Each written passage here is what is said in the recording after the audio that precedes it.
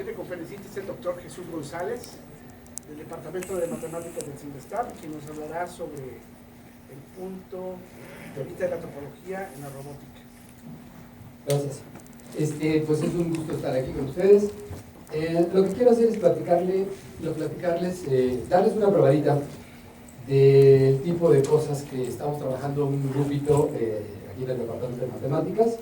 Son aplicaciones básicamente de la topología algebraica a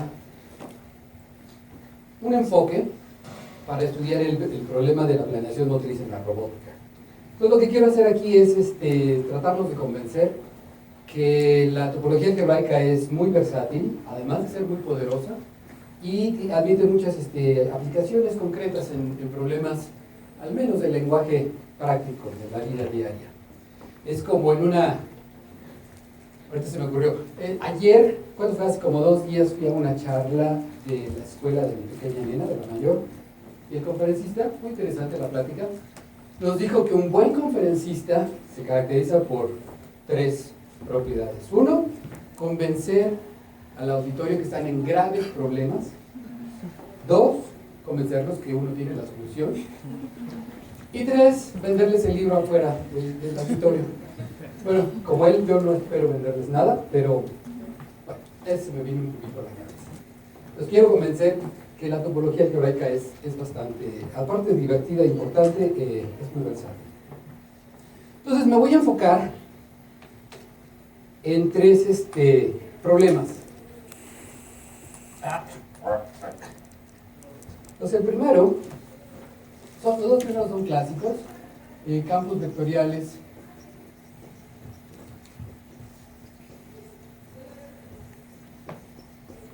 en esferas, cómo pueden usar la topología algebraica para empezarse a divertir un poquito con esa cosa. Les quiero también hablar un poquito del teorema de Borsuk-Ulam.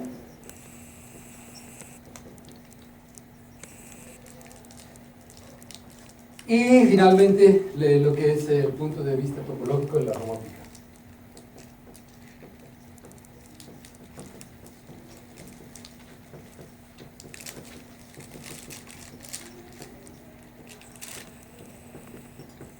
Conforme vaya avanzando en estos temas, pues los voy a aprovechar esencialmente para introducir el tipo de herramientas que quiero utilizar para el tercer punto. Bueno, entonces vamos a enfocarnos. Entonces, el primero es un problema clásico. Esencialmente pueden pensar en la esfera de dimensión n como una variedad de dimensión n. Concretamente, pues la pueden pensar como el conjunto de puntos x1 hasta xn más 1, o déjenme usar x0 hasta xn en Rn más 1, de tal manera que la norma sea 1. Ahí hay una representación muy explícita. Entonces uno podría preguntarse lo siguiente. Aquí tienen a la esfera, pues aquí traté de dibujar algo de dimensión 2. Imagínense que pues, en principio tiene n dimensiones y aquí en el pizarrón están apachurradas n más 1 dimensiones. Bueno, uno podría preguntarse, bueno, por aquí adentro anda el origen, y sería posible que si yo tomo para cada punto de la superficie de la esfera, es posible asignarle a un tal punto un vector, si este es el vector x, un vector que sea tangente a la esfera en ese punto de la esfera. Pues digamos que le llamo b de x. Esencialmente lo que quiero es un campo tangente a la variedad. Y pues igual puedo pensar este vector aquí, y simplemente lo que estoy haciendo es trasladarlo al punto en consideración. Entonces, la pregunta ¿es posible asociar a cada x en Sn un vector p de x, pues en el medio ambiente, de tal manera que sean perpendiculares? Pues la respuesta es que sí, ¿verdad? No le he puesto gran requisito. agarren la que ustedes quieran. Es más, el 0 para todo el mundo. Pero vamos a ponerle algunas restricciones. Quiero que esta asociación, por supuesto, sea pues continua o suave si me importa la estructura diferenciable, que tenga alguna propiedad adecuada. Entonces, finalmente sería una función que a cada punto de la esfera le voy a asociar un tal vector con esa propiedad. Pero quiero que esta sea una función continua. Que la asociación, que si varía tantito este punto a un punto x' por aquí, pues la dirección el tamaño y la dirección de este nuevo vector sea muy parecido al del otro. Y en la medida en que hice la variación poquita, pues la otra variación también lo sé. Pues quiero que esta cosa sea continua. Eso tampoco es un requisito muy importante, porque pues siempre puedo hacer la función constante 0. Le asocio a todo vector el vector 0 y siempre ciertamente es perpendicular a lo que se le ponga enfrente y es constante, entonces es continua. Pero de hecho quisiera que fuera nunca 0. De hecho, si uno le pide que al menos en un punto, que nunca sea 0 salvo posiblemente en un punto, también se puede. Porque si a la esfera le quitan un punto, la pueden desdoblar o proyectar estereográficamente. Ahí toman un campo tangente porque es una variedad, es un espacio euclidiano de dimensión n, y nada más lo vuelven a enrollar. Y hacia el infinito lo van disminuyendo de tamaño para que aquí en el punto adicional le pongan el 0. Entonces, pues, si tiene ceros, se le permiten ceros, realmente no es mucho problema. Entonces siempre puedo suponer que sea nunca 0. Realmente tener direcciones tangentes a cada punto. Y la pregunta es si esto se puede hacer. Igual, y ya teniendo que algo es no 0, pues puedo suponer también, si quiero, que el requisito es que estos vectores sean todos de norma unitaria. Si no, pues divido por su norma y produzco un campo tangente unitario. Entonces la pregunta es esa. Entonces, algunos ejemplos muy elementales. Supónganse que agarro n igual a 1 con S1. Pues ahí la situación es bastante sencilla, ¿verdad? Porque tengo el círculo en el plano y pues no tengo mucho chance de dónde hacerme. Por aquí está la x y solamente si pienso en vectores de norma 1, pues solo tengo dos direcciones hacia dónde irme. Puede ser puede ser al revés. Entonces este sería b de x, este sería x.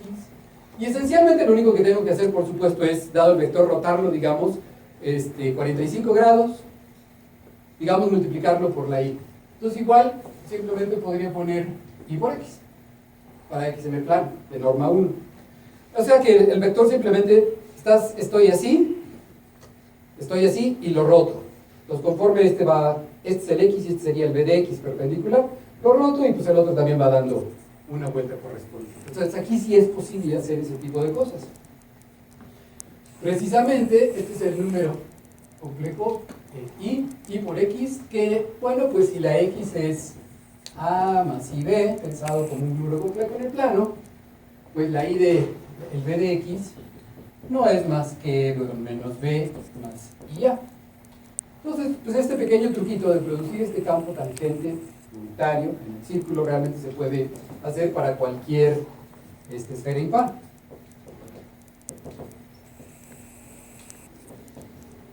Puedo poner S de 2K más 1 en R 2K más 2, que no es otra cosa más que el CK más 1. Y lo que hago es que a cada coordenada compleja la multiplico por i. A cada coordenada compleja la giro 90 grados y pues eso nos va a hacer el truco, ¿verdad? Yo podría ir de x0, x1, x2, etcétera, hasta x2, k más 1 y x nada más. Si hago lo que sea aquí. Y simplemente los voy girando. Entonces, pues lo que hice aquí, ¿verdad? En esta fórmula. Puedo poner menos x1, x0, etcétera, hasta que termino con el x2k. Si mis cuentas no me fallan. A cada par de entradas las voy girando. Y es claro darse cuenta que este vector depende continuamente de tiene la misma norma, y dado que este es de norma 1, pues este también, y son perpendiculares. El producto punto se va cancelando porque con multiplicado con se cancelan y así se van cancelando en pares. Entonces aquí la paridad de la esfera simplemente es para checar que efectivamente tenemos este campo tangente. tangente nunca cero. Pero la pregunta podría ser entonces, bueno, ¿qué pasa para las esferas pares? Pues aquí uno podría decir, bueno, tuve tanta suerte para encontrar esta formulita que me va a dar estos campos tangentes unitarios para las esferas impares, que pues uno podría lanzarse a la mar y tratar de producir fórmulas y fórmulas y fórmulas y capaz de que pues se van a quedar ahí un buen rato, pero no lo van a poder encontrar, porque el hecho es que no existe un campo campo tangente con esas condiciones, sea continuo que sea nunca cero. Entonces aquí es donde uno utiliza pues la parte clásica de la topología algebraica. La topología algebraica te da medios para probar de una forma indirecta muchas veces la no posibilidad de algún problema geométrico, como dando un modelo algebraico potencial un modelo algebraico del problema geométrico potencial a discusión. Entonces, bueno, la situación para esferas pares es totalmente distinta. Si uno quisiera un poquito de intuición, pues pensemos en S2, que no es más que, ahora sí, la superficie de una pelota. Y lo que tenemos realmente es que es la cabeza de un individuo que tiene un chorro de pelos. Y ya le hicieron el corte de pelo y todos son de norma 1. Pero aquí el chiste es si lo podemos peinar. De tal suerte, y no sé si ahí tengan hijos, pero si lo intentan en casa, tengan mucho cuidado, se van a dar cuenta que siempre, bueno, y eso, aunque es una mera aproximación a la realidad, pero pues es estándar que tenemos o bien remolinos, o bien rayas en medio, que es pérdida de continuidad del campo tangente. O un remolino que esencialmente, si la cosa va a ser continua, es porque se anuló ahí el campo tangente. Entonces, bueno, pues igual podrían hacer un poquito de experimentos, pero el asunto es que no se va a poder. Y entonces, ¿cómo lo hacen? Bueno, les digo, la técnica es un tanto indirecta, es ad hoc, es así como cortocircuito. Supónganse que hubiera una tal cosa y vamos a deducir una contradicción de alguna u otra manera. Entonces, normalmente dice uno, a ver, pues supónganse que sí, que esta S2 tuviera un tal campo tangente B. Entonces aquí anda X, este puntito, y aquí anda B de X. Supónganse. Ahora vamos a hacer un experimento. Pongan sobre cada X una pequeña hormiga, con cierta inteligencia. Y a todas las alinean para que miren en dirección de ese campo tangente. Entonces una hormiguita que anda por aquí va a mirar para allá, ¿no? Sobre la superficie de este mundo. Y otra que se mueva tantito, capaz de que mire un poco distinto, y otra que se mueva tantito, pero están variando un poquito. Muy bien, y ahora les dicen a las hormigas, a la de 3, se mueven y caminan con velocidad constante. Salgan las hormigas. Supongan, y eventualmente, pues se van a ir y van a pasar por él, le van a dar la vuelta y van a llegar hasta el punto antípoda. Y todas van a llegar a la misma, al mismo tiempo, porque son hormigas inteligentes y les dijimos que caminaran a velocidad constante. Cuando eso suceda, lo que van a haber encontrado es una deformación de la identidad de la esfera en la función antipodal. Y el camino de estas hormiguitas es lo que le está diciendo cómo van a deformar el inicio de la carrera, que es la función identidad, al final de la carrera, en donde todo el mundo fue enviado a su antipodal. Entonces, lo que estaríamos diciendo, y aquí es donde quiero introducir uno de los primeros conceptos pues, centrales en el área de topología algebraica, el concepto de que dos funciones sean homotópicas, para continuar con esta prueba. Entonces, bueno, pues imagínense que tienen dos funciones, F0 y F1, entre un par de espacios topológicos. Entonces quiero decir cuando una función se puede deformar en la otra en el sentido que lo hice hace ratito. Pues esencialmente necesitamos un parámetro de tiempo que me mida lo que está haciendo la hormiguita en ese tiempo. Entonces, bueno, en términos técnicos, estas son homotópicas.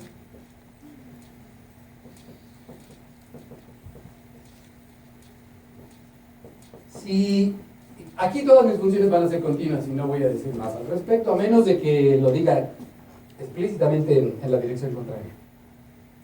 Entonces, si existe una función, una homotopía, entonces le voy a llamar una función h de x cruz un parámetro en y, de tal manera que este es como el parámetro del tiempo, y cuando el tiempo sea 0, obtengan la función f0, y cuando el tiempo sea 1, obtengan la 1, ¿no? Entonces, de tal manera que si yo hago h y la evalúo en lo que quiera, pero en el 0, me tiene que dar como función la f0.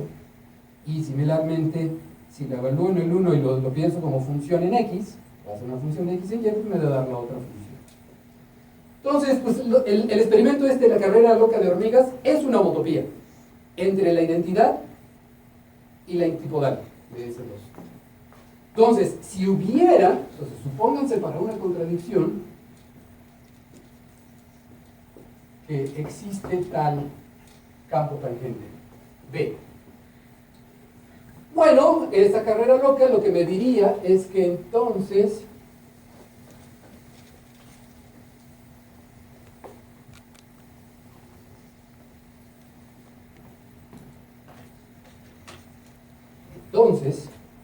la existencia de la B implica que la identidad y la función antipodal de S2 en S2 son homotópicas.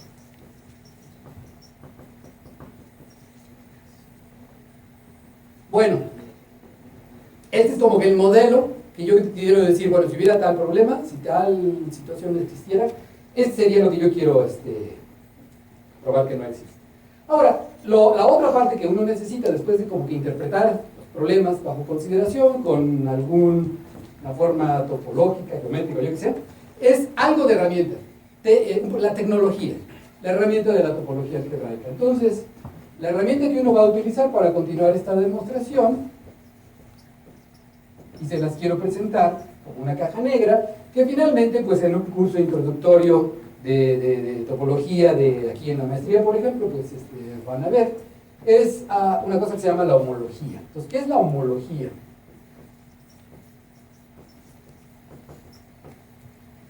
Pues es una caja negra que a cada espacio, para cada espacio le van a construir, para cada espacio topológico, quiero decir, cada espacio le asocian un grupo.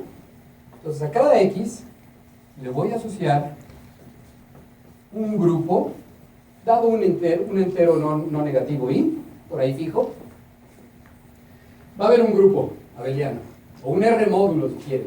Grupo, vamos a pensar ahorita que es un grupo abeliano. Entonces, hay alguna caja negra que a cada espacio le asocia un grupo. Ahora, como yo quiero que esto modele problemas topológicos, los topológicos no nada más son los espacios, son las funciones entre ellos, las comparaciones que puede hacer. Y quiero que este modelo preserve este tipo de comparaciones de una manera natural. Entonces, no solamente esto, el equipo es que además a cada función continua, pues va a tener su asociado y ésimo grupo de homología, y dada esta información, la caja negra también escupe una función, un morfismo entre grupos abelianos, Fi. Y esta caja negra debe de ser tal que las cosas sean comparables. Por ejemplo, digo, si no hago nada, si y es igual a x, y esta es la identidad, pues más me vale que el inducido o el asociado sea la identidad. Y eso es efectivamente, uno checa que esta construcción tiene tal propiedad. O que si compongo, y entonces aquí tendría el correspondiente asociado, pues en particular me puedo fijar en la composición como por su propio derecho. Y aquí también me podría fijar en el inducido por ella. Y lo que le voy a pedir es que sea la composición de los dos inducidos. Esto me permite que si tengo ya una interpretación de un problema geométrico, mi modelo preserve muchas de sus propiedades, o al menos que esté como que modelando, reflejando muchas de las propiedades, de alguna manera, algebraicamente, en este caso, las propiedades que estoy tratando de analizar. Bueno, esta caja negra, una de sus virtudes es que es calculable. Sus propiedades, aunque lo estoy presentando aquí de una manera bastante oscura, es técnica, aunque requiere más tiempo, pero no viene el caso. Es una cosa que realmente se puede calcular en casos específicos, concretos.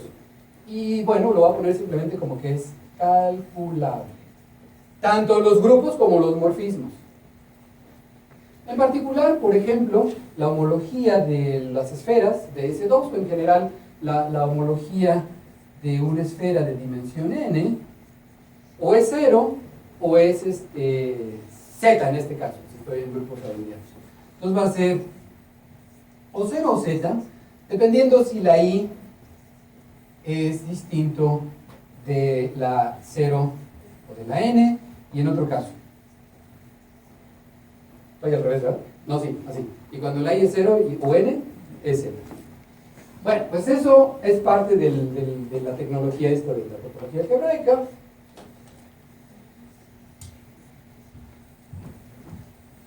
¿Y qué puedo hacer si tengo esa tecnología? Bueno, pues me puedo tratar de decir, pues está bien, nuestra función antipodal, que sé que es homotópica, perdón, me falta una última propiedad, por supuesto, la invariancia homotópica de esta herramienta. Propiedades es calculable y es un invariante homotópico. En el sentido que introduje aquí, en el sentido de que si tengo dos funciones que son homotópicas, y me fijo en los inducidos, son el mismo. No hay diferencia. Porque finalmente el problema original lo traduje a un problema de dos cosas siendo homotópicas, y no me importa si lo son, o son iguales, o lo que sea.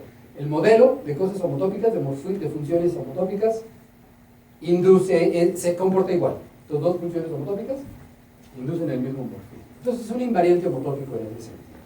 Y pues bueno, entonces, continuando la demostración, lo que tengo es que, bueno, pero me fijo que la antipodal lo que hace es, por supuesto, de x0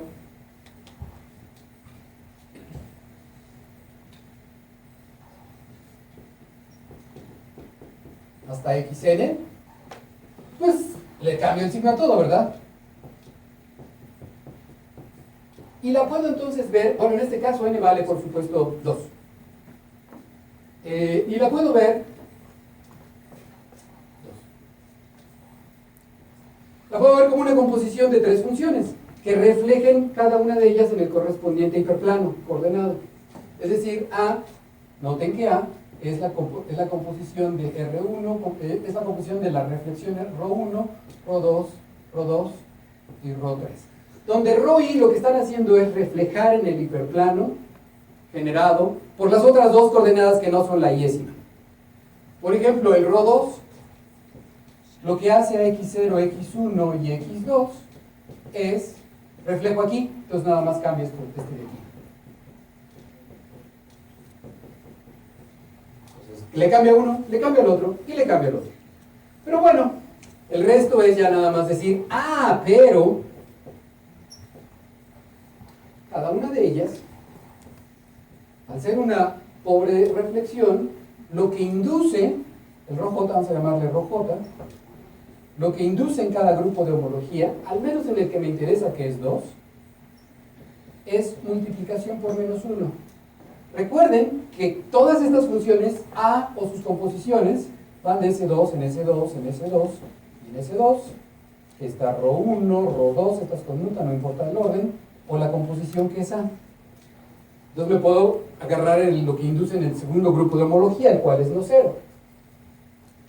Y digo, por supuesto, el segundo grupo de homología de cada uno de estos es una Z, y aquí va a haber correspondientes morfismos asociados. Y lo que estoy diciendo aquí, que uno necesita saber, por lo que es fácil de probar, es que cada una de ellas induce multiplicación por menos 1, hacer una reflexión en un solo hiperplano. Y entonces, la composición induce multiplicación por menos 1, compuesta por la misma y compuesta por la misma, son tres de ellas. Finalmente, induce multiplicación por menos 1. Entonces, la antipodal, usando esta notación, como función de H2 en H2, induce lo mismo que menos 1. Como función de H2 de S2 en H2 de S2. Pero por otra parte dije que la antipodal era homotópica a la identidad por este experimento con las hormigas. Y entonces también induce lo que induce la identidad. Pero dijimos que este modelo es bastante noble en el sentido que la identidad, el morfismo de grupos de Z en Z, que es la identidad, no es el que manda todo entero en su negativo.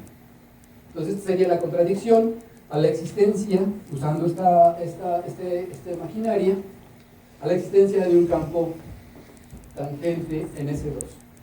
Y la prueba para cualquier esfera par es la misma. Lo único que pasó aquí es el número de reflexiones que necesitan. Si la esfera es par, vive en R impar. Y ahí hay un número impar de reflexiones. Pues finalmente les va a dar el mismo argumento, va a funcionar. Usando esta generalización, ¿no? Las esferas ahora utilizan HN en vez de H2. Bueno, entonces es una pequeñita prueba de cómo clásica es,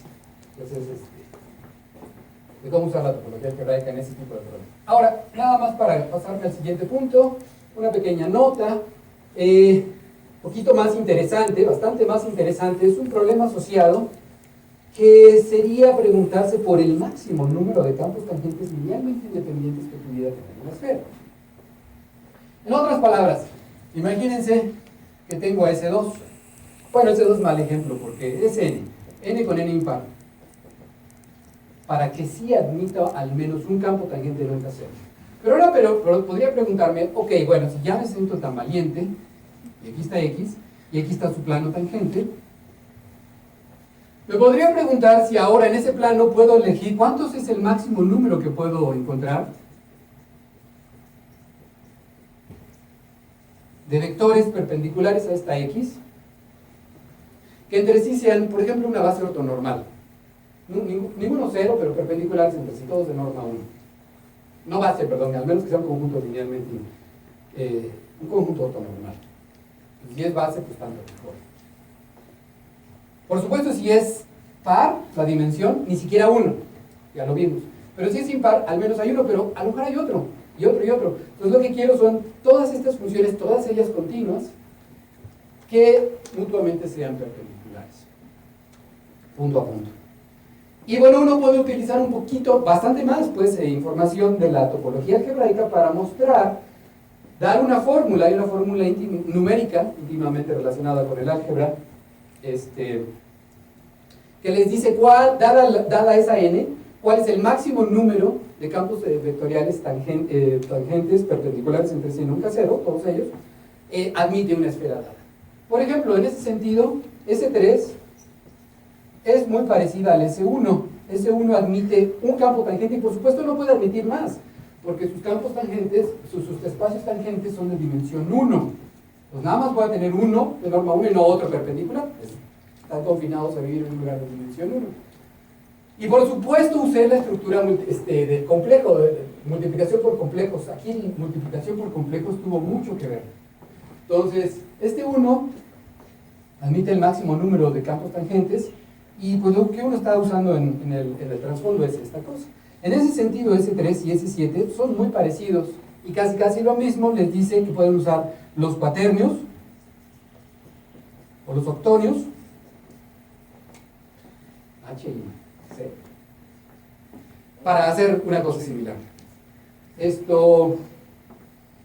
Y de hecho, estos son casos bastante especiales porque ninguna otra esfera tiene esa propiedad, que se le dice ser paralelizable, que su haz tangente sea trivial. En general, por ejemplo, para ese tipo de desgracias, S5 es realmente un caso especial porque no admite 5 vectores, 5 campos tangentes nunca cero perpendiculares entre sí. Y probar eso y decir cuál es el máximo en todo caso de los que admiten, pues se involucra bastante más tecnología. Pero finalmente se hizo, fue un punto hot en los 60s, lo hizo un matemático de apellido Adams. En fin, pero bueno, muy bien, ahí está el problema y pues hay posibilidad de resolverlo de una manera bastante interesante, bueno, sorprendente, se resuelve utilizando este tipo de métodos indirectos. Muy bien, déjame paso al segundo punto. Vamos a hablar un poquito de esta cosa, del teorema de Borsuk-Ulam. ¿Es esto? Sí, bueno, a ver. Entonces, a ver. El teorema de Borsuk-Ulam esencialmente dice lo siguiente. Bueno, de hecho, este teorema es sumamente versátil también. Tiene muchos enunciados equivalentes. muchas demostraciones utilizando distintas herramientas de las matemáticas y muchas aplicaciones, por ejemplo, en ecuaciones diferenciales parciales, en análisis funcional, en combinatoria y seguramente fuera de las matemáticas incluso. Estoy hablando de aplicaciones, seguramente tendrá otro tipo de aplicaciones. Pero básicamente lo que dice es lo siguiente: en una de sus tantas manifestaciones dice que toda función continua f de Sn en Rn, la esfera n, recuerden que la esfera n vive en Rn más 1, pero si me fijo en una función continua de esto, ya había dicho que iba a quitar esto, toda función así admite, o para toda tal, existe esencialmente un par de puntos antipodales que bajo la función van a parar al mismo sitio. Existe un x en Sn de tal manera que el valor de la función en él es idéntico al valor de su punto antipodal. Ahorita voy a dar algunos otros enunciados de este resultado. Pero bueno, ¿qué es lo que está diciendo? Por ejemplo, en el caso, y esto es cierto para toda n mayor o igual que 0, y el caso n igual a 0 es ridículo, es obvio, no hay de otro. R0 sería un punto, y pues esto está forzado para los dos únicos puntos que tiene ese 0, que es la esfera en los reales, o sea, dos puntitos. ¿Esto qué? Por ejemplo, si n vale 2, pues esto lo que está diciendo es, supónganse que le quitan a su hija la pelota, la desinflan totalmente el aire, la hacen un rollo, la tiran en el piso, se paran en él, la planan muy bien, se esconden porque va a arder Troya, pero dicen, va a haber un par de puntos que antes estaban antipodales, que quedan uno encima del otro. ¿Qué es lo que están diciendo esto? Tienen la pelota y la mandan aplanada en el plano, R2. Y va a haber un punto y su antipodal que caen exactamente en el mismo sitio, uno encima del otro, ¿no? También otra interpretación estándar bastante divertida de esto y así como que igual es en n igual a 2 es pues imagínense que esta es la superficie de la Tierra. No es completamente esférica, no importa. Y tienen dos parámetros dependiendo del punto, ¿no? Por ejemplo, clásico, temperatura y presión, digamos. En cada punto de la superficie de la Tierra miden qué temperatura tiene y cuál es la presión.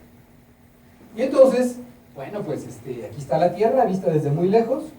No me voy a atrever a hacer un mundo aquí, pero pues evidentemente todos sabemos que las temperaturas aquí son distintas.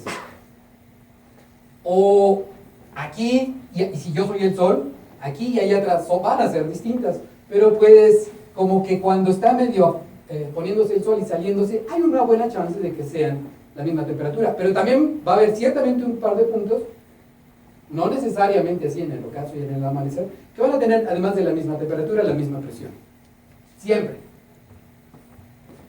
Muy bien, en cualquier momento quiero decir. Bueno, pues esto es bastante divertido jugar con este teorema, les digo, tiene muchas aplicaciones. Déjenme escribir un par más de enunciados de él.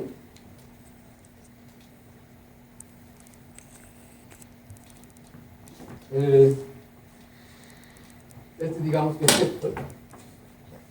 este es teorema Borsuk-Ulam y una versión Borsuk-Ulam prima. Lo que dice es que no hay funciones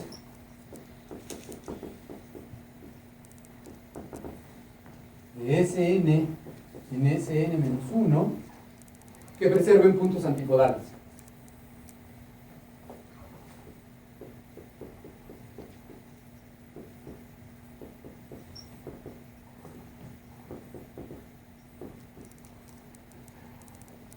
Es decir, que si me fijo en x para cualquier x y menos x en Sn, en el dominio, no hay chance de que f de x lo mandes aquí y al f del menos x lo mandes en menos f de x.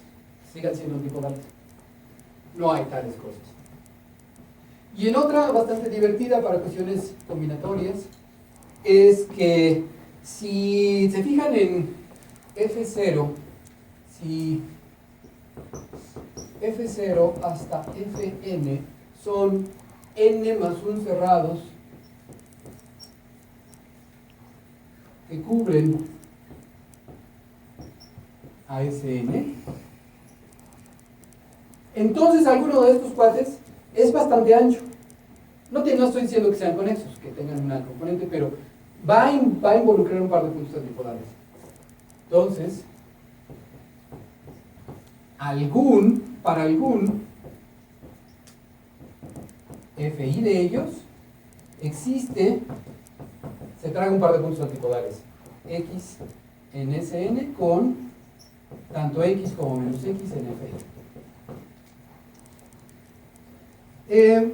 Estos enunciados tienen cierta, bueno, o sea, son óptimos en el sentido de que aquí lo único relevante es que este es menor que este, porque ciertamente existen funciones que preservan puntos antipodales de Sn en Sm si m es mayor o igual que n, inclusiones ecuatoriales, entonces van a preservar puntos antipodales.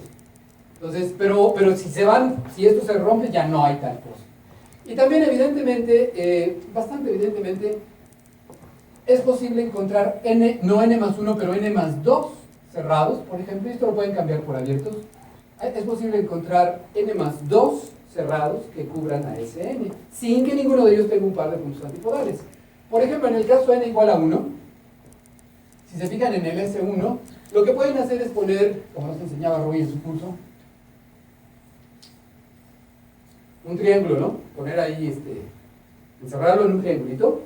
Y entonces, pues, yo qué sé, una forma de hacerlo sería agarrar esto como F0, esto como F1, pero necesito esto como F2. Y ciertamente ya tengo tres que cubren cerrados, que no tienen puntos antipodales y que cubren el círculo. Y en general pueden hacerlo para cualquier esfera metiéndolo en un tetraedro o un simplejo y tomando las predicciones de los distintos vértices. Muy bien, entonces estas cosas son óptimas. Pero, pues lo que les quiero yo hablar de esto es cómo lo podrían probar.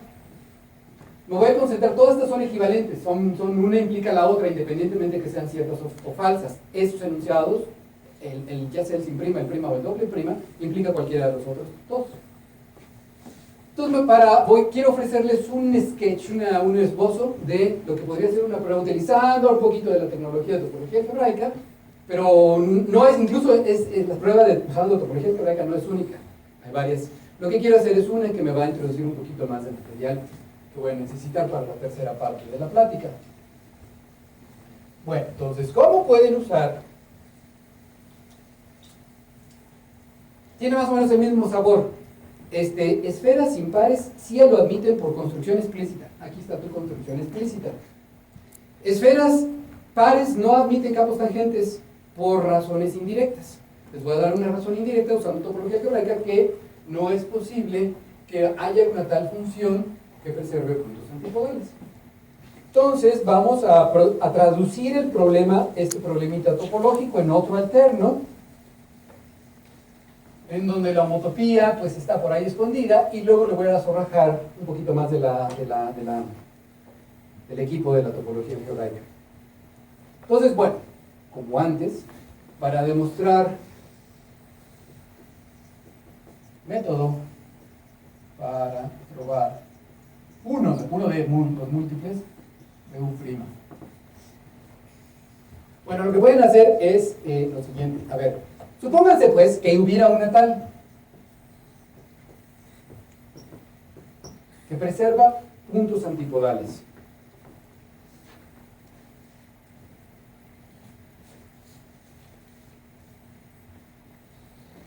¿Dónde lo dejo?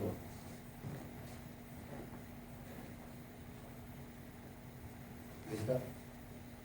Y ahí está. Por cierto, antes de empezar ahí, o sea que leen mis notas, un ejercicio mental bastante sabrosón o sea que no necesitan gran maquinaria, ni background, ni nada, es probar la equivalencia de las tres enunciados. Si le sale, ahí me lo platica. Pero bueno, entonces, lo que sí es que voy a probar que esto es cierto.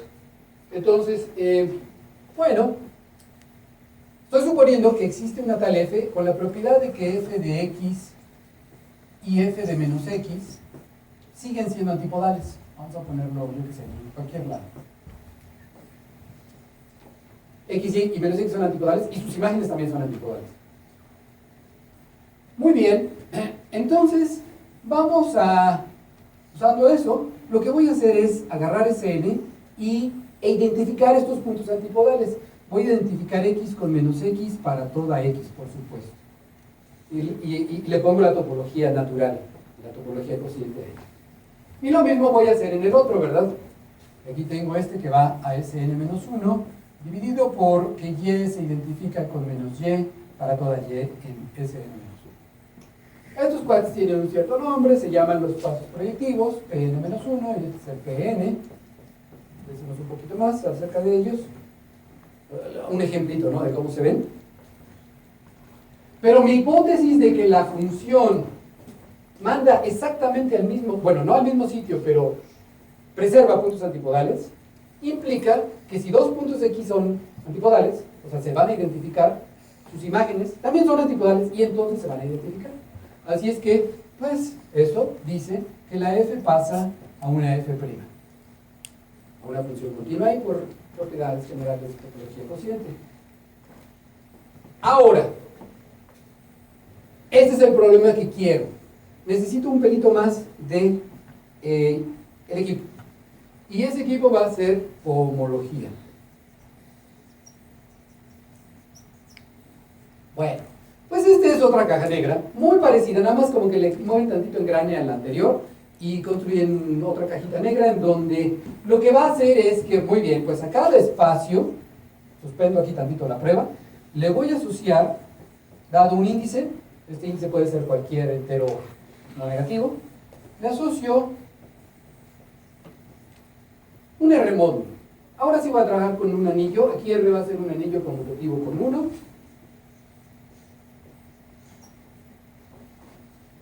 Y para cada tal R, para cada tal I, y entonces va a ser una cosa que a cada X le asocia un R módulo.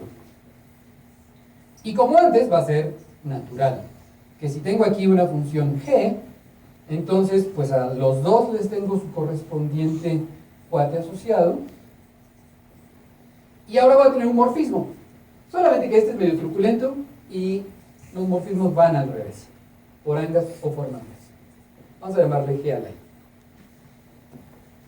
Y como antes, pues este son R módulos asociados y este es un morfismo de R módulos.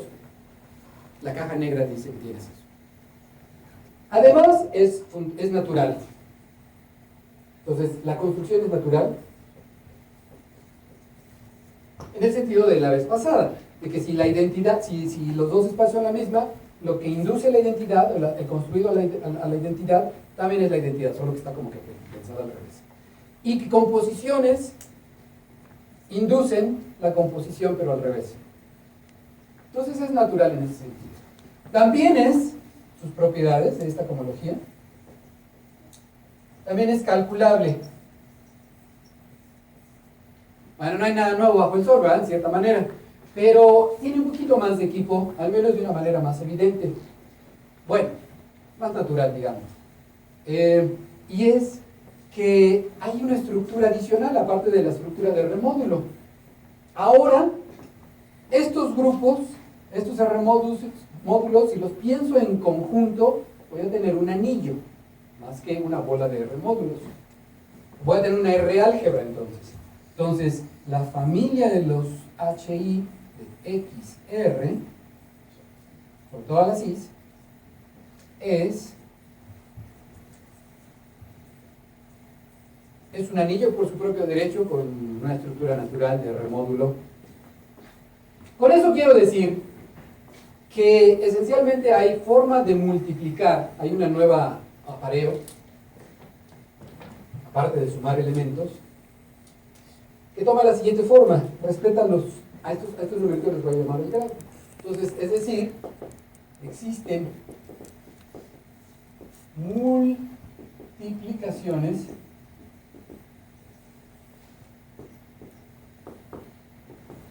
que van de HI de XR cruz HJ de XR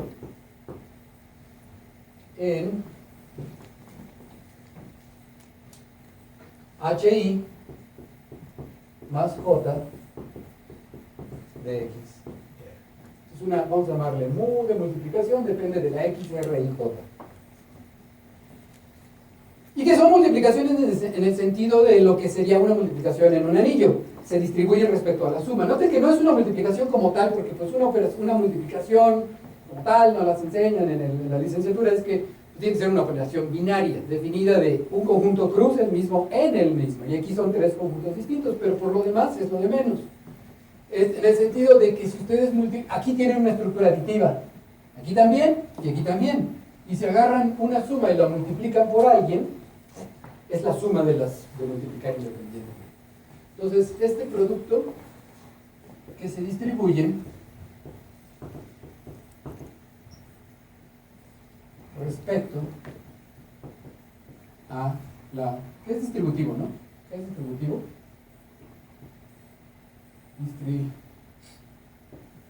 Distributivo respecto a las sumas de cada lado. Pongan ustedes lo que quiere decir eso. Muy bien, ahí está. Por supuesto tiene un 1, un elemento 1, que por cierto vive en dimensión 0. Si va a ser 1, en el sentido de que 1 por x te dé x, más me vale que no tenga dimensión positiva, porque si no le vas a aumentar la dimensión, porque así está hecho. Entonces, de hecho, pues sí, es más o menos fácil escribirlo. Y es un 1 que se comporta como 1 respecto a estas multiplicaciones y que tienen un anillo en su propio derecho. Entonces, los solamente tienen una bola, podrían usar el H2 como homología para hacer algo. Ahora, podrían usar todo ello y esta estructura adicional que les puede limitar mucho alguna situación concreta que estén estudiando. Ahora, esta cláusula de que es calculable aplica a esta estructura. Y esta cláusula de que es natural aplica a esta estructura, es decir, los morfismos inducidos respetan esos problemas. Son morfismos de anillos, si los pienso como anillos así, con grados. Muy bien. Entonces vamos a usar esta caja negra para continuar nuestra demostración. Aquí yo tenía esta... perdón, déjenme dar algunas propiedades adicionales. Más propiedades. Bueno, ya hablé acerca de los espacios proyectivos. Déjenme, a lo mejor podría dar algunos ejemplos, ¿no? Como para que sea un poquito más terreno. P1. P1 es agarrar el círculo, por supuesto, e identificar puntos antipodales. Entonces este punto es el mismo que este. Y luego este punto es igual a este. Y luego este punto es igual a este punto, y etcétera, ¿verdad? Lo que está pasando es que todos estos puntos salen sobrando, y me puedo finalmente quedar con estos, identificando estos dos. Y lo que obtienen es otra vez un círculo. Es este círculo. Es lo único que hay en el espacio. O P2, yo que sé. P2, porque por la misma razón, P2, toman la esfera, puntos antipodales se identifican, entonces todo el casquete de abajo sale sobrando, no me sirve, bórrenlo, y es finalmente, y este pequeño disquito que hay aquí lo pueden abrir, y lo que están haciendo es identificar este punto con este punto. Entonces hay una representación muy explícita del plano proyectivo, es una hormiguita estaría en el plano proyectivo si está confinada a un círculo, pero cuando se salga de la frontera aparece del otro lado. Eso es la geometría, bueno, la topología del espacio proyectivo. Muy bien, y así le pueden hacer, ¿verdad? Ahora, las propiedades de estas cosas es que, como dije, por ejemplo, una que es casi ya corolario de las cosas que he dicho, es que la cohomología I de Sn dos dimensiones, en 0 y en n. Y los productos, y eso ya es que, y va a ser R, como antes era Z, ahora va a ser R. Y los productos no tienen mucho chance de ser. Solamente si este es 0 y este es 0 y llegan a 0, pues es la multiplicación en R. O si este es 0 y este es la n, pues esencialmente es el 1 multiplicando, no pasa nada y no hay más. Lo que estoy diciendo es que esto es un álgebra exterior en un generador XN. O sea, el XN pensado como una estructura así de una bola de grupos, esta cosa lo que está diciendo es que hay un elemento XN en HN de SN que aparte del 1 es todo lo que hay. ¿Y cómo se pueden multiplicar? Pues el 1, o sea, todos los demás grupos son 0, todos los demás R módulos son 0. Son en dimensión 0, en dimensión 1, está el 1, está este generador que genera una columna Z, y pues los multiplico. El 1 por el 1 es 1, porque esa es la propiedad del 1. El X por el X se va desde la dimensión, no tiene chance de ser 0. Y pues el 1 por el X es X y es conmutativo. En este caso sí es conmutativo. Y pues eso describe, por si se acuerdan sus cursos de, yo que sé, álgebra o análisis o algo así, es un álgebra exterior. En un generador, solamente que aquí hay grados asociados. Este cuate vive realmente en dimensión n, en el grupo de cohomología de dimensión n. Bueno, pues es así de calculable, ¿verdad?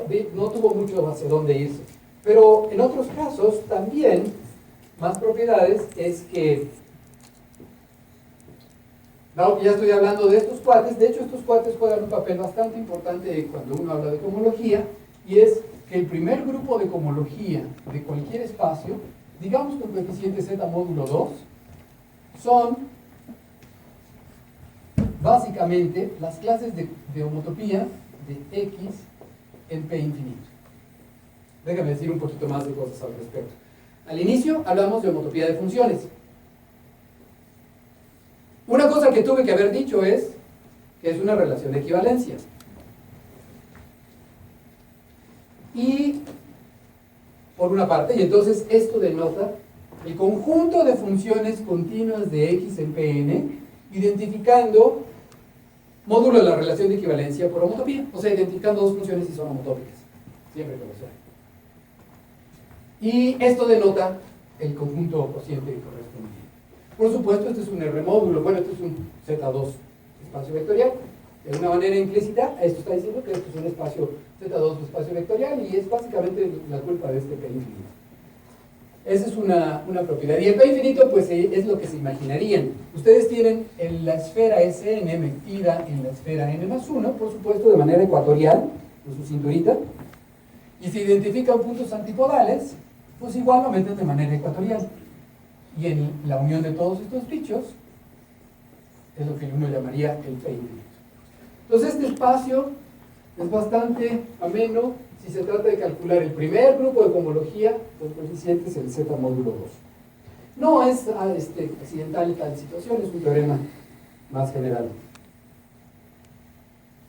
Bueno, y para esas gracias, la cohomología, pues si este es tan importante, pues uno podría preguntarse cuánto vale el anillo de cohomología del P infinito con coeficientes de Z módulo 2. Y también no hay más que lo que hay. Esto es polinomial, es un anillo. Entonces es un anillo polinomial en un generador de dimensión 1, donde X1 por supuesto vive en X1, vive en H1 de P infinito, Z2, que sé muy bien, bueno, sé por esta situación que en las clases de homotopía de P infinito en P infinito, y bajo esa interpretación X1 no es más que la identidad. Y lo que estoy diciendo con esta igualdad es que si ustedes, entonces, en dimensión 0 tienen Z2, ese es nuestro anillo. En dimensión 1 tienen solamente Z2, con el único elemento que está ahí es esta, la identidad. Y en dimensión 2, H2, grupo de cohomología, es el cuadrado de él. Y en dimensión 3 es su cubo, y en dimensión 4 es su cuarta potencia, etc. Y eso es todo lo que hay. Bastante transparentes. Pues si se van a los cursos de álgebra moderna 3, yo qué sé, estos los ven bien. Y a veces piensan en su grado, pues esa cosa con ese grado es este anillo. Son anillos de polinomios. Muy bien, y Esa es, y otra que necesito es que cuánto vale la versión chiquitona de estos cuates, con Z2, por ejemplo. Exactamente lo mismo de ahí, solamente que tiene una relación. Esto es isomorfo al anillo de polinomios en esa variable, módulo, la relación de que la n potencia más 1 es 0. Déjame ponerlo así. El ideal generado por x de 1 a la n más 1. Y x1 es un abuso de notación, pero es bueno, saludable. Es el mismo que el x1, en el sentido que, bueno, es natural. Recuerden que estos son las clases de homotopía de Pn en P infinito, y x1 no es más que la restricción de la identidad, o sea, de la de arriba, al espacio más chiquito. Esa es la inclusión ecuatorial de Pn en P infinito. Muy bien, con este equipo, con estas propiedades y estas calculitos adicionales, uno ya puede continuar la prueba. Si tuviera una tal función, y ahorita ya me meto en la parte de la robótica, pero quería introducir un poquito de esta herramienta. Necesitaba. Si tienen entonces una tal función que preserve puntos antipodales, la paso al cociente y entonces tengo una función así. Aquí lo importante es notar el hecho crítico, por supuesto, es que, bueno, ya tengo esta función que va de Pn en Pn menos 1, que se llama f'. Voy a poner f'. Por supuesto, le puedo aplicar este modelo. Le voy a aplicar homología, como anillo, a los dos lados.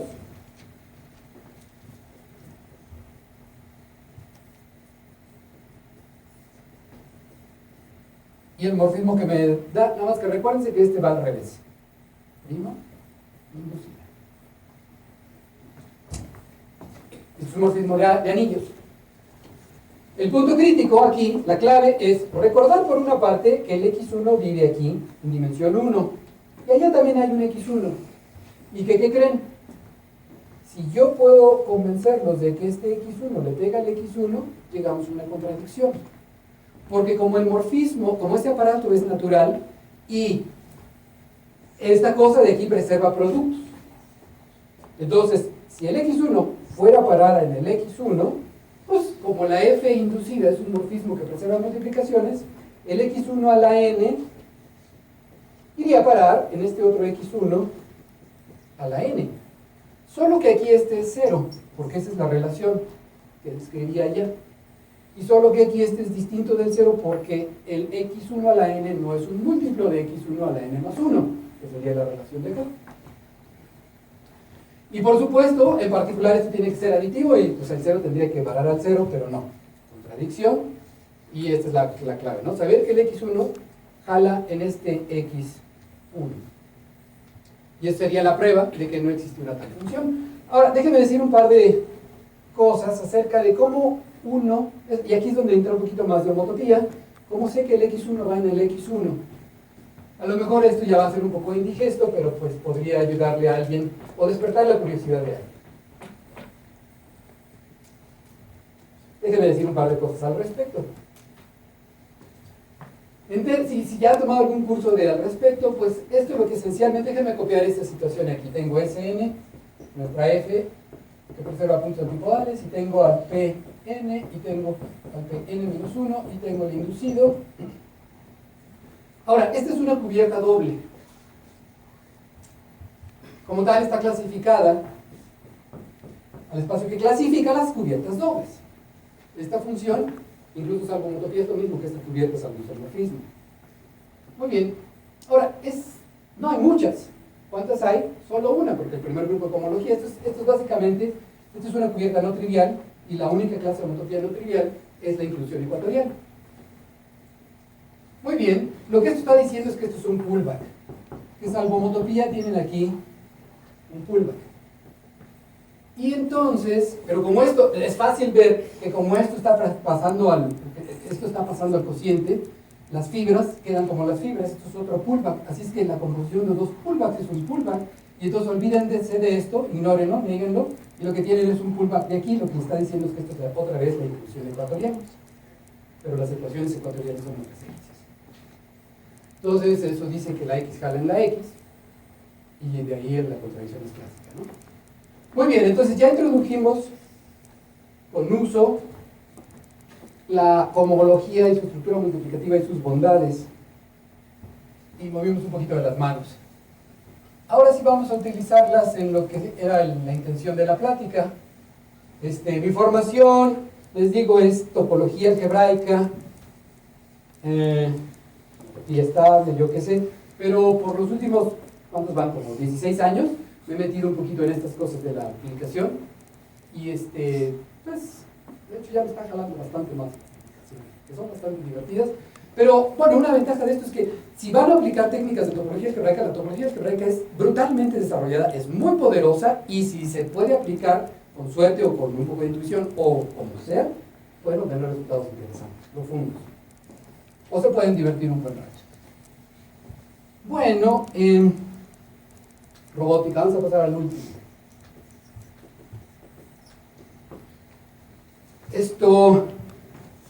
Muy bien, entonces, ¿cuál es la situación aquí? Suponen que ahora R no es un anillo, sino un robot. Con esto quiero decir algún sistema mecánico con propiedades de movimiento, dependiendo de la ingeniería, y pues ahora está muy desarrollada, tiene habilidades intrínsecas, es capaz de realizar por sí mismo alguna tarea. De hecho, mi esposa acaba de comprar un aparato genial. Es un disquito, más o menos de este diámetro, y así de grueso, que es una barredora.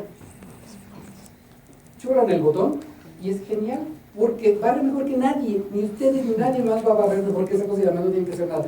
Se le acaba la pila, siente que se le acaba la pila, se va y se regresa a su base y sigue, ¿no? Y además, pues está plagada de sensores y de algoritmos que le pueden decir, más o menos, estudia la naturaleza alrededor de él, ¿no? La situación alrededor de él, en 2 dimensiones, por supuesto. No sabe 3 porque intenta luego pasar por algunos sillones, pero si cabe, se va y limpia todo el polvo. Hasta las arañas están bien enojadas. Pero el punto es que el bicho tiene chorro de sensores y algoritmos que le permiten moverse y nunca atorarse. Realmente no se atora. Puede pasar encima de las alfombras, aunque sean gruesecillas. Es genial. Caro. Sobre todo porque van saliendo estas cosas. Pero mi punto aquí es que a este robot que tuvo capacidades, tiene cepillos, si detecta que hay polvito, va y viene, va y viene, va y viene ahí hasta que le saca hasta la última. Tiene un chorro de cosas. Entonces el punto es que ustedes tienen ya la capacidad, tenemos en la actualidad la capacidad de hacer ese tipo de bichos, pero hay que dotarlos de inteligencia para que realicen los trabajos. Y desde ese punto de vista hay 2 formas de dotarlos de inteligencia. Una la que usa este robot y que es ad hoc a la situación, que es una cosa más bien heurística. El robot en sí no le dices, este es el mapa de mi casa o de este piso o del cuarto y aquí está tal cosa, y aquí no. El robot es capaz de darse cuenta de sus cercanías con sensores, procesar esa información y tomar decisiones para moverse y en todo caso visitar, asegurarse de, por prueba y error y con métodos heurísticos, con cierta intuición, barrer todo.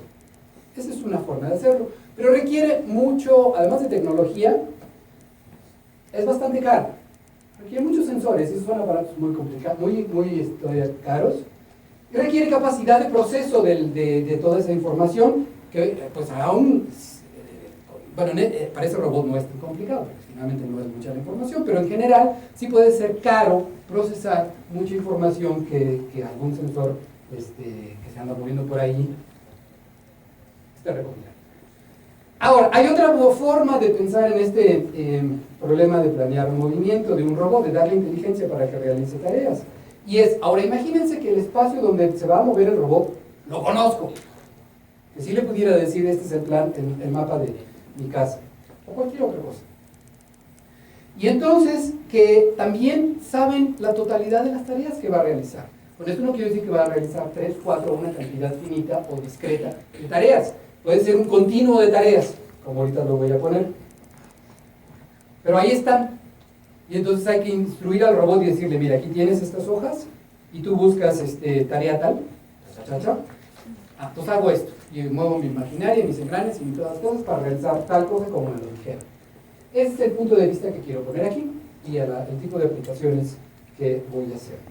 De hecho, en la práctica son estándares porque, por ejemplo, yo que sé, en los 60 que estaba muy de moda irse a la luna, pues tenían manuales, o en los aviones, ¿no? Hay manuales de cómo proceder ante cualquier tipo de situación. ¿Por qué? Porque los problemas, los accidentes, los errores están presentes, fuera de nuestro control, en mayor o menor medida hay que saber cómo resolverlos.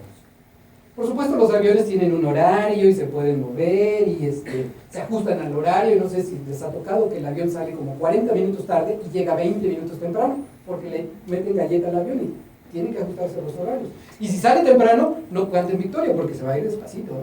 Y van a llegar a tiempo. Porque no puede ser de otra manera. Los horarios son tales que si alguien se sale demasiado en un cierto rango, pues puede causar un accidente. Sin embargo, un avión se le puede caer un motor o ser secuestrado. Yo que sé, hay situaciones que están fuera de nuestra situación y se deben de tener instrucciones precisas de cómo resolver eventualidades. Ahora, lo que voy a decir con todo esto, parte de ello es que los problemas existen y se dan. Leyes de Murphy. Bueno, vamos a empezar un poquito más aquí. En este último punto de vista que les dije, ya empecé a tocar la parte del ruido, los accidentes, lo que está fuera de nuestro control intrínseco. Vivimos y el robot va a estar viviendo, se va a estar desempeñando en un medio ruidoso. Y como tal, a lo mejor, la tarea que le dije, esta es la tarea que tienes de hacer. Y el robot, por el ruido, entiende, tengo que hacer esta otra tarea. Y entonces, como fueron tareas distintas, él dice, voy a mover así o tal cual, porque para esta saca su manual y dice, entonces te voy a mover así. Pero ¿qué crees? Como no era precisamente era el de la página 7, y entonces, ¿quién? Y puede ser que la resolución que haga el robot sea catastrófica. Pues son problemas inherentes al ruido, o cualquier tipo de interferencia que pueda haber, ¿no? ¿Cómo puedo modelar toda esta situación? Planear el movimiento de antemano, pero que sea de una forma que el ruido afecte lo menos posible, o que yo me asegure que no vaya a entrar en un accidente por cuestiones del ruido. Bueno, el modelo se debe a Farber, y les digo, tiene como 16 años de que se introdujo, es bastante ingenuo. Imagínense que este robot tiene un espacio de estados.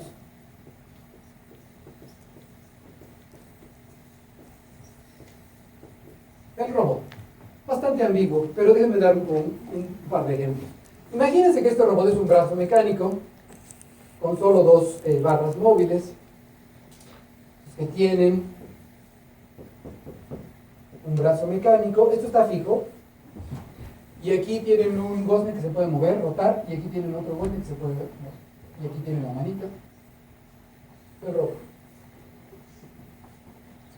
Todos los posibles estados del robot. Y con eso no quiero decir que dónde esté ubicada la mano, sino a lo mejor hay obstáculos y aunque quiera poner la mano aquí, si aquí hay una piedrita, pues no va a poder ponerse aquí esta parte del brazo mecánico.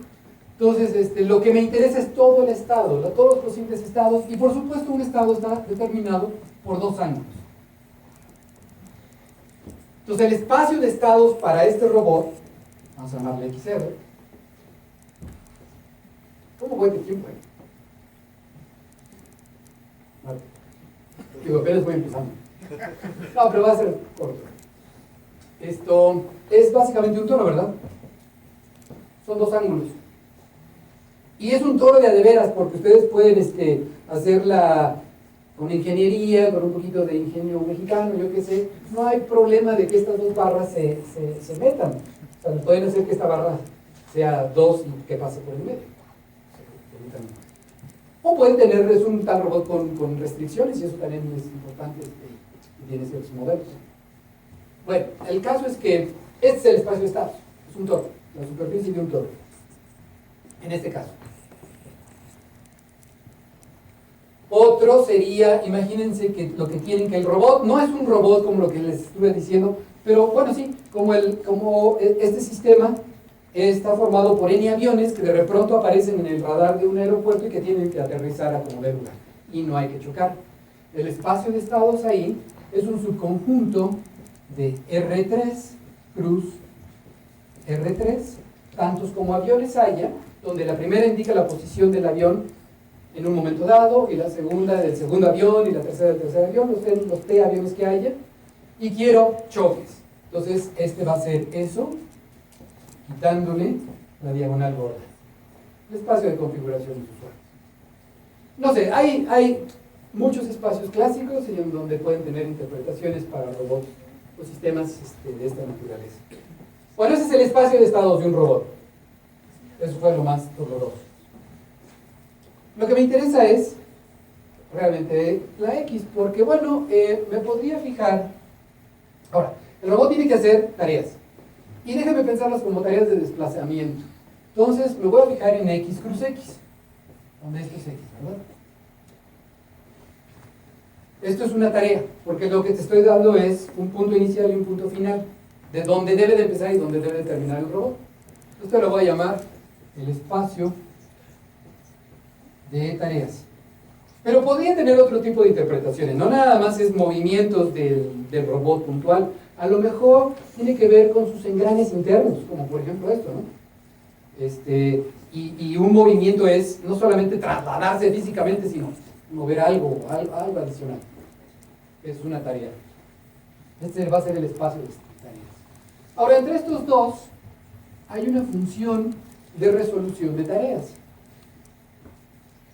Evaluación. Perdón, no, corre. Ese es el espacio de tareas. Ahora, el espacio de acciones del robot.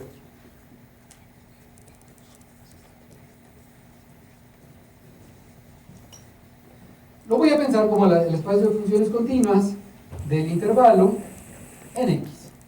Son curvas en todos los posibles estados del robot, todos los posibles desplazamientos que pueda tener. Muy bien. Por supuesto, cada acción resuelve una tarea. Si mando una tal curva y la mando en su inicial y su final, pues esta acción está resolviendo la tarea de ir del punto 0 al punto 1, ¿no? De gamma 0 a gamma 1. Esta, digamos que esta es la función de evaluación en los extremos, y esto es como que la función de resolución de tareas.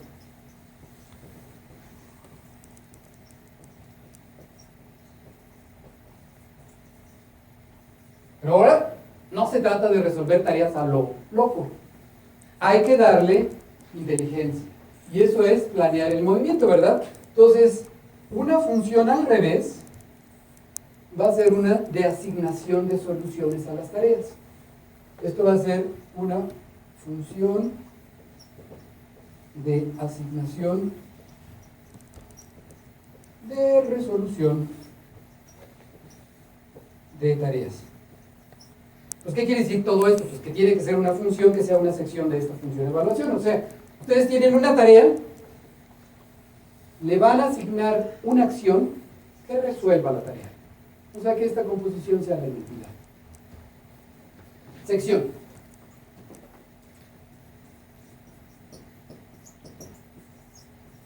De la evaluación. Ruido. Le voy a pedir que esto es lo que le voy a llamar un plan motriz, ¿verdad? Esto es un plan motriz, también conocido como un plan motriz. Y quiero que el ruido le haga pocas cosquillas. Que si la tarea cambió tantito, la resolución que va a hacer de la tal tarea cambie poquito para que no vaya a haber algún accidente. Eso es evidentemente una condición de continuidad. Entonces, ruido, o más bien que el plan motriz sea robusto al ruido, significa la continuidad del plan motriz.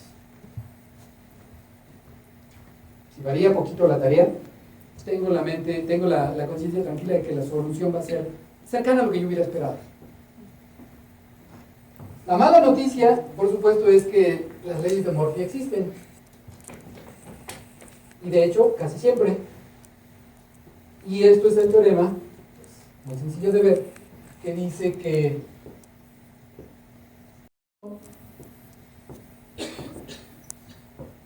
sí, solamente sí, no hay mucho que hacer. El espacio de tareas es contráctil. Y en general, los espacios de tareas van a ser contráctiles.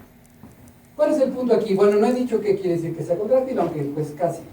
¿Se acuerdan que definí homotopía entre funciones? Entonces, que un espacio sea contráctil es que, aparte de ser conexo por arcos, que no importa el punto al que elogian, la función constante que va de todo el espacio en un punto fijo de él, sea homotópica la identidad. O sea que ahora tienen en el espacio una bola de hormiguillas y todas ya tienen su instrucción de que cuando empieza el tiempo, empiezan a venir y todas van a concentrarse en uno solo. Y el espacio se desinfla, las hormigas caminan por el espacio se desinfla sobre sí mismo a un punto, que se contrae. Se contrae a sí mismo. El círculo, por cierto, no es contráctil, porque no se vale contraerlo así, por dentro, sobre sí mismo. Entonces, el teorema de Farber es que, de hecho, ver esto es elemental, es que pues, solamente van a poder tener un plan robusto al ruido solo y sí cuando X sea contrario. Y está claro, ¿no? Porque decir que tengan un plan robusto al ruido es que hay una función continua que no importa cuál sea el par de puntos, hay una forma de ir de aquí para acá, y de aquí para acá, y de aquí para acá. Pues fijen uno de ellos, y entonces pueden ir de cualquier lado a él, y con eso lo están contrayendo. Y es un sí solo sí. Entonces, ¿qué es lo mejor? Bueno, en general, no hay forma de garantizar que les pueda dar, bueno, a menos de que el espacio de estado sea contráctil, el cual es difícilmente el caso. Entonces, en ese caso, no hay un plan motriz robusto al ruido. Accidentes van a suceder de una manera potencialmente desagradable. Pero, ¿qué es el siguiente paso? Lo mejor que puedo hacer, pues decir, bueno, está bien, no puedo producir una sección global para esto continua, pero a lo mejor en alguna pequeña cachillo de él, sorry que voy a hacer aquí de muchas refinadas, a lo mejor nada más en una cartita o en algún lugar que me interesa por alguna razón, ahí sí puedo definir una sección, una función de aquí para acá, que compuesta con esta sea la inclusión. Solamente para ese cachito de tareas pueda producir la motriz, robusto al ruido. Y con un poco de suerte puedo producir una, y puedo producir dos, y puedo producir algunas, y que todos estos cachitos cubran a todas las posibles tareas a realizar. Por supuesto no quieres muchos, porque si quieres muchos tienes altas posibilidades de que entres en un accidente. Entonces quieres el mínimo número de instrucciones. Cada U es una hojita de instrucciones que le vamos a dar. Si la tarea está aquí, o si la tarea está acá, o si...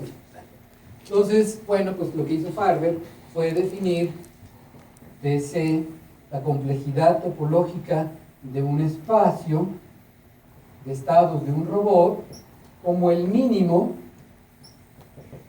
número de UIs que cubren a X cruz X con alguna situación benévola topológica, digamos abiertos o algo, que no sean muy locos. El mínimo número de parchecitos que cubren a X cruz X, donde cada uno de ellos, de tal manera que cada UI admite un plan motriz local robusto al ruido. O sea, una de estas cosas, ¿verdad? Una sección simple. Términos matemáticos, esto es clásico, es el género de una cierta cosa ahí. Pero bueno, lo puedo poner así. Y entonces uno se puede poner a pensar. Noten que no estoy diciendo, esto tiene todo el estilo de las matemáticas. No me interesa darles un plan motriz explícito. Me interesa darles lo mínimo, el mínimo número de cualquier plan motriz. Entonces esto tiene el sabor de los dos primeros ejercicios que hice aquí. Uno es construcción de cosas, en ciertos casos, explícita, y otro es ver que no lo puede ser mejor. Entonces necesitamos, desde este punto de vista, necesitamos la ayuda de un ingeniero, o de un computólogo, o de algo que nos dé planes motrices. Pero a lo mejor su plan motriz es muy inseguro. Y entonces con este tipo de cosas ustedes me pueden decir, mira, tu plan motriz, no sé cuál, pero yo por este cálculo topológico te puedo decir que no vas a poder encontrar un plan motriz que tenga menos de 3 reglas locales. Pero pues, si el computólogo me dice que tiene 500, yo me muero de la risa porque es uno bastante inseguro para efectos del ruido y de evitar accidentes. Entonces, sería un toma daca. A lo mejor el ingeniero puede producir un buen plan motriz tan óptimo que yo le diga, es lo mejor que puede ser y ese es el que vamos a vender. Bueno, pues así es como funcionan este tipo de cosas en algunos tipos de cálculos, ¿no? Tiene su parte teórica, tiene su parte computacional. Entonces, bueno, a ver, déjenme hacer algunos cálculos.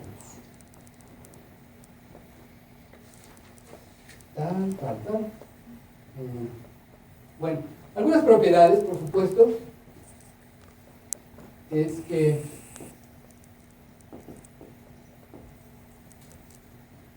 bueno, por su mera definición, la complejidad topológica, tuve que haber dicho aquí del robot, ¿verdad? Me conté, del robot. Esto realmente depende, ¿qué es el modelo? El modelo nada más depende del espacio. Lo que estoy entendiendo es el espacio de estados. Es la complejidad topológica del espacio de estados de la. Pero va un poquito más allá. Dos robots que suceden tener el mismo espacio de estados, pues tienen la misma TC, este numerito. Pero aunque no tengan el mismo estado, podrían tener la misma TC, este número asociado. Si los espacios son del mismo tipo de homotopía, tienen el mismo TC. Entonces este es invariante homotópico del espacio de estados. Por eso quiero decir que si un espacio tiene el tipo de homotopía del otro, o sea, si se puede formar, vamos a ponerlo de manera intuitiva, pero ya tenemos también el material para definirlo. Si un espacio se puede formar en el otro, este numerito es el mismo para los dos. Y por supuesto uno brinca de la alegría como topólogo, como homotopo. Es un invariante homotópico. Puedes aplicar las técnicas de topología algebraica. Bueno, otra es que hay formas estándares, no siempre funcionan, pero funcionan en muchos casos, y como se ha vuelto una pequeña industria, que puedes aproximarlo de varias formas. Y una es que la TC de cualquier espacio, y para estas clases puedes definir la TC de cualquier espacio topológico, está acotado por una parte por algún tipo de concepto de dimensión del espacio. Pensamos que es una variedad. Los espacios de estados que estuve describiendo son variedades. Y esta es la dimensión tipo variedad. Pero si no, hay otro tipo de nociones de dimensión que también entran en esta aquí. Y por otra parte, está acotado por una función que depende de la cohomología de X. Lo que quiero hacer es describir esa función y ponerla mostrarle algunos calculitos más o menos estándares. Pero en muchos casos el punto es que estos dos números son iguales y entonces tienes un cálculo completo. Y a veces solo difieren por uno o por una cantidad pequeñita y puedes aplicar un poco más de teoría de homotopía para decir quién es el asunto. Bueno, déjame describir este número. A lo mejor debería llamarse Z o algo así. Tiene que ver con divisores del C.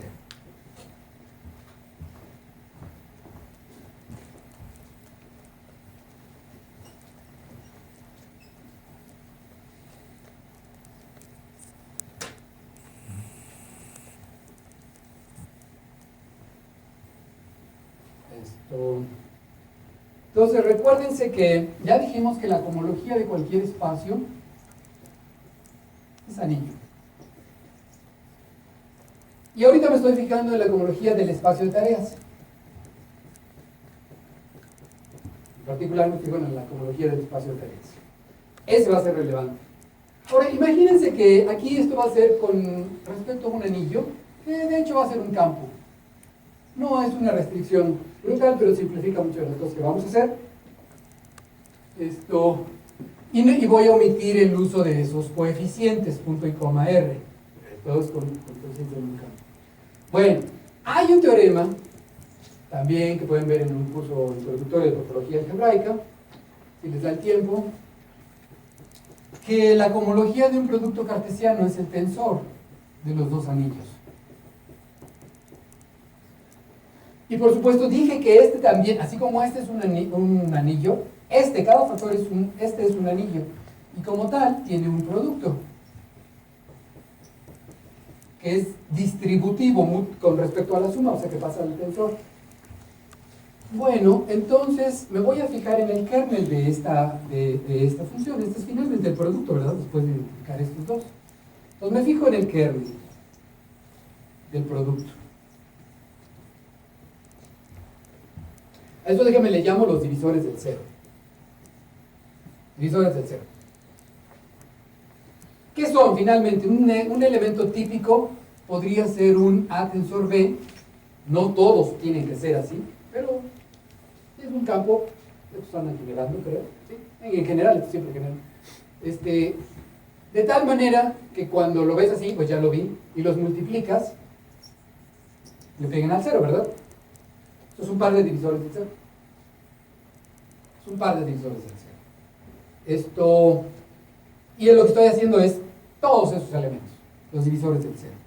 Y entonces aquel objeto, creo que tenía algo así como z de la homología, x, voy a agarrar divisores del cero, elementos en ese kernel. Por sí mismos viven aquí, y esto por sí mismo es un anillo, tiene otro producto aparte de este producto, porque es el producto nada más de este, pero vamos a buscar en este producto. Divisores del cero, multiplíquenlos. Y pongan changos de que los productos vayan siendo no cero. Y la máxima número de divisores del cero con un producto aquí no cero es lo que le voy a llamar a este número. La longitud de productos de divisores del cero. Esto es la máxima, el máximo número de divisores del cero, entonces aquí, con producto distinto del cero. Y eso te da una cuota para esta cosa. Bueno, eso también es estándar, ¿eh? Solo está interpretado en este lenguaje. Pero entonces déjenme hacer un calculito explícito y ya con esto acabamos. Vamos a algunos comentarios de conclusión. Bueno, ejemplos.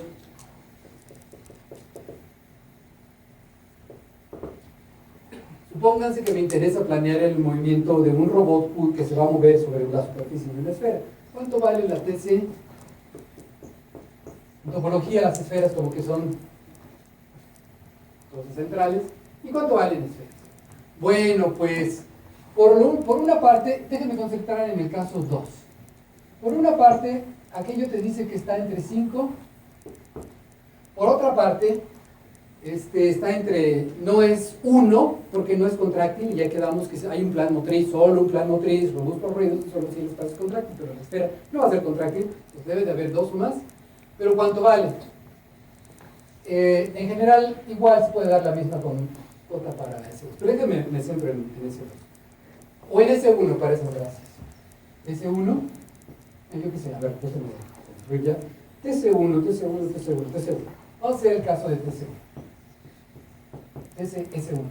Está entre 2 y entre 2. Algo hice choco aquí, ¿no? 3, gracias. 3.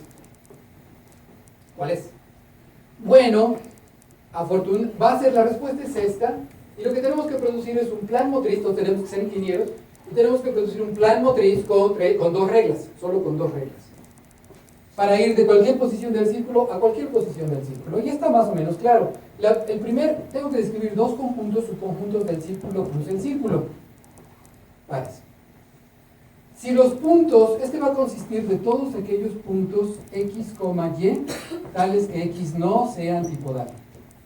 Entonces es de este estilo. Y tengo que decir cómo moverme de x en y. Como no son antipodales, hay una única geodésica más corta. Y me muevo por geodésicas. Y eso es continuo. Si la x varía tantito, la y varía tantito, el movimiento va a ser robusto al ruido. ¿Qué me falta? Pues los puntos donde son antipodales. ¿Cómo me muevo? Pues tengo 2 chances, ¿verdad? Pero ya sé que la S1 tiene un campo tangente. Entonces me muevo en la dirección de fijar un campo tangente, o sea, una dirección, una orientación del círculo, y así se mueve para el uno al otro. Entonces aquí ya describí 2. Así que este es a lo más 2, no es contráctil, TC2, esto debe ser 2. La medida es muy parecida para esferas impares, pero para las pares, y déjenme poner este ejemplo, no lo es. Y de hecho, la respuesta es que no es esta ni esta, es 3. ¿Cómo puedo hacer eso? pues tengo que ser ingeniero y ser matemático al mismo tiempo. Para probar que esto sea 3, o tratar de estudiarlo, pues tengo que producir un plan motriz con 3 reglas y demostrar que no hay un plan motriz con 2 reglas. El de 3 reglas es más o menos fácil. ¿Cómo le pueden hacer? Si ahora lo que tengo es ese 2, el 1 va a ser el mismo cuando no sean antipodales y me muevo por geodésicas cortas. Ya, me moví bastante bien. Esto es no antipodales y te mueves por geodésica. Lo malo es que en ese 2 ya no tengo ya vimos que no hay un campo tangente, ¿no? No voy a poder mover así. Pero bueno, lo que puedo hacer es, voy a hacer los que sean antipodales, que es lo único que me hace falta, pero que no sean ni el norte ni el sur. O sea, que este no sea el norte y este ni el sur, o que este no sea el sur y entonces este no sea el norte. ¿Y cómo me muevo?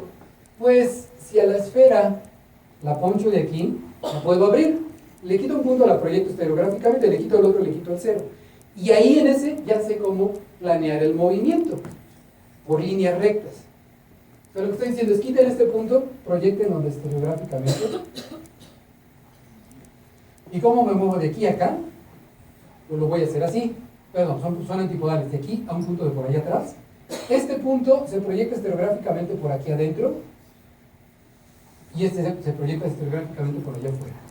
Esto es un plano, me muevo en línea recta y esto lo regreso al círculo y así me muevo. Listo, redujo el ruido. Solo me faltan dos potenciales: moverme del norte al sur y del sur al norte, y para eso fíjense, un meridiano se mueven así. No importa, es bastante discreto, no hay problemas de continuidad. Entonces, efectivamente, este es a lo más 3.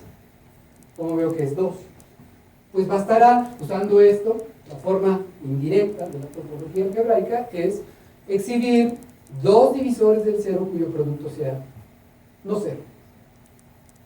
Porque creo que la regué aquí, no sé qué puse, pero el número este que definí es estrictamente menor, a lo mejor puse menor o igual que la TC así como la definí. Quiero ver que este es, y si encuentro 2 sea la S. Bueno, pues hay que irse a sus cursos de topología algebraica y decir, bueno, a ver, S2, la cohomología de S2 ya sé que es exterior.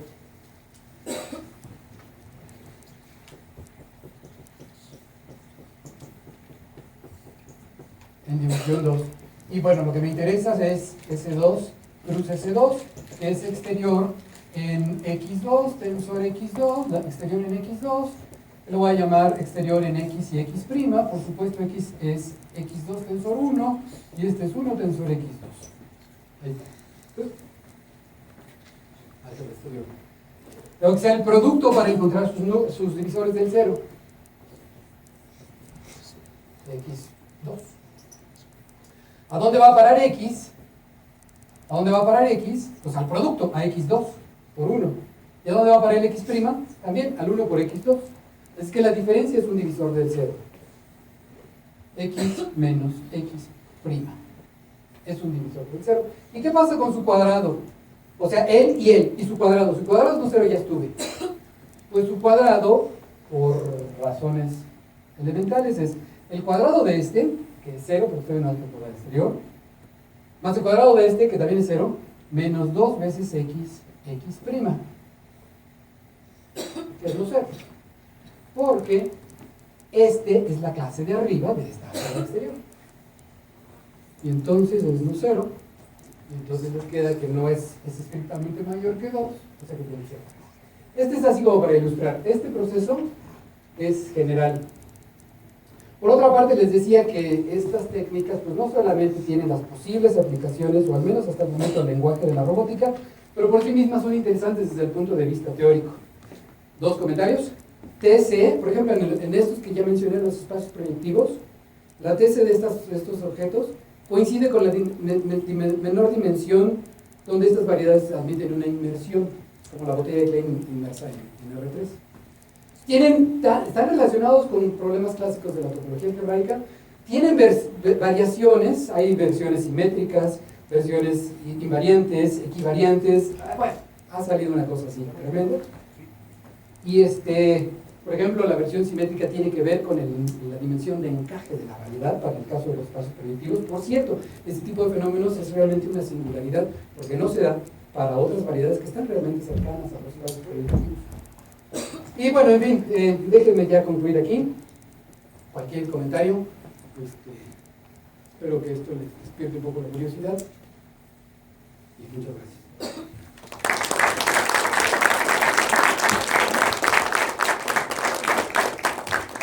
¿Alguna pregunta? Pregunta para Jesús.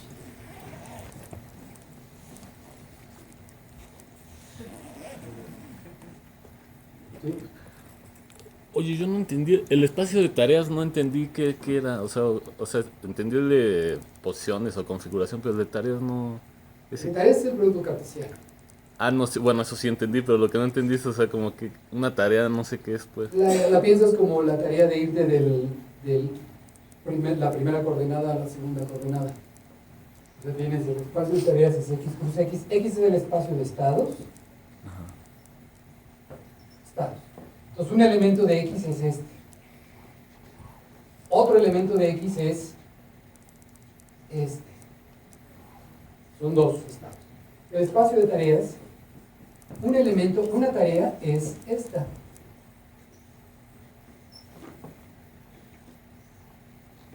Esa es una tarea. Que la interpreto como que necesito que el robot vaya de ese estado a ese estado. Son dos configuraciones del sistema y tú decides llevar una de la otra. Y la acción, pues es cómo la llevas. El espacio de acciones es una curva que vaya desde acá. Como que lo abres y lo vuelves a cerrar. Ok. Gracias. ¿Más preguntas? Bueno, pues si no, agradecemos a Jesús otra vez.